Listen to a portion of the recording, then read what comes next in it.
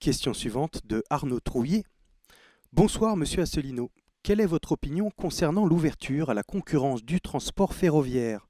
Et sur le même thème, serait-il intéressant économiquement et écologiquement de développer le ferroutage comme le font déjà nos voisins suisses?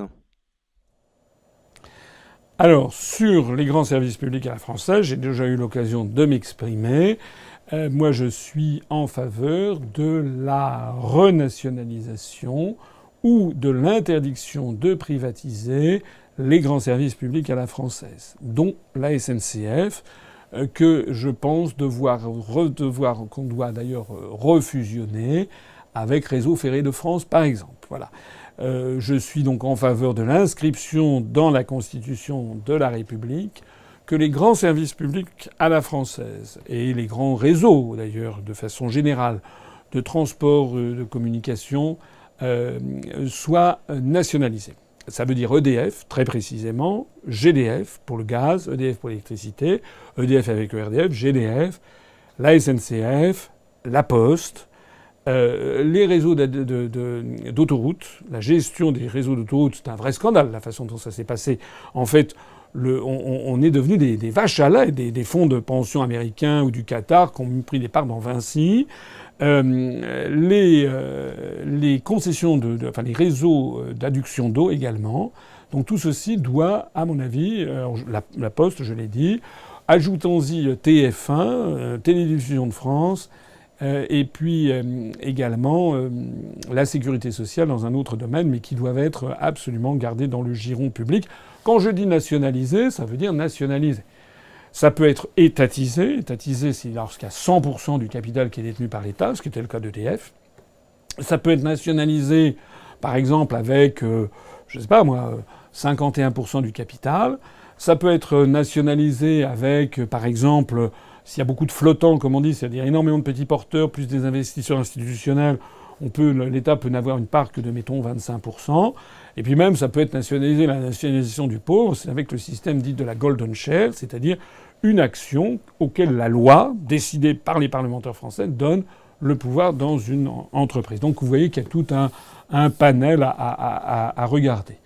Donc moi, personnellement, j'estime que la SNCF doit retrouver son monopole. D'ailleurs, depuis qu'on a détruit le monopole de la SNCF, du moins qu'on le grignote, ce qui se passe n'est pas extraordinaire. Hein. C'est pareil pour la plupart des grands services publics à la française, dont je rappelle au passage qu'ils étaient aussi les porte-parole de grandes innovations. Sans SNCF, on n'aurait pas eu le TGV.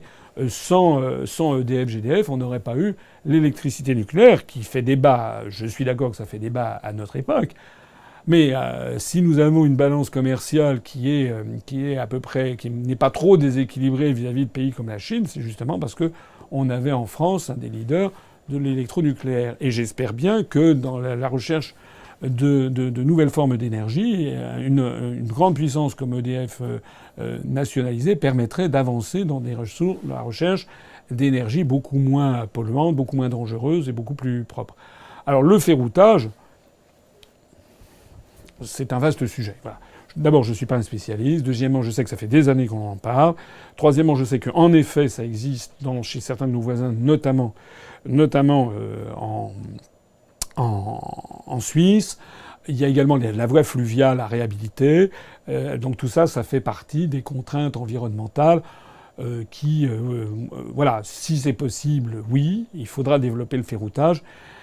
Mais je sais aussi que si ça fait tellement d'années que ça patine, c'est bien parce qu'il y a des contraintes diverses et variées qui font que ça patine.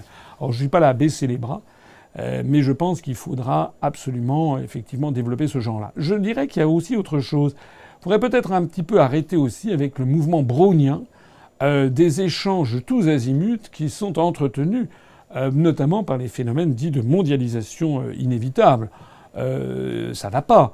Il faut voir, d'ailleurs de ce point de vue-là, je trouve que EELV, les Verts, sont dans un état de complète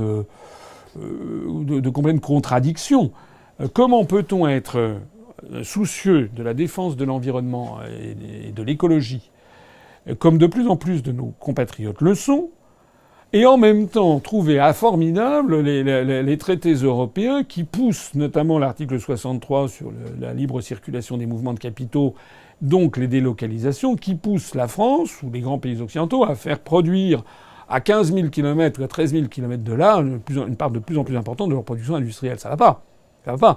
Si on veut notamment diminuer l'empreinte carbone, la meilleure des choses à faire, c'est déjà de diminuer les transports. Voilà. Donc il faut absolument, et je pense que c'est une politique, c'était pas exactement la question, mais j'en profite pour le dire, une politique écologiste réfléchie doit promouvoir constamment des solutions locales. Des solutions locales pour l'alimentation, des solutions locales, si possible, pour le commerce de proximité, l'agriculture de proximité, les productions artisanales, industrielles, si possible, de proximité.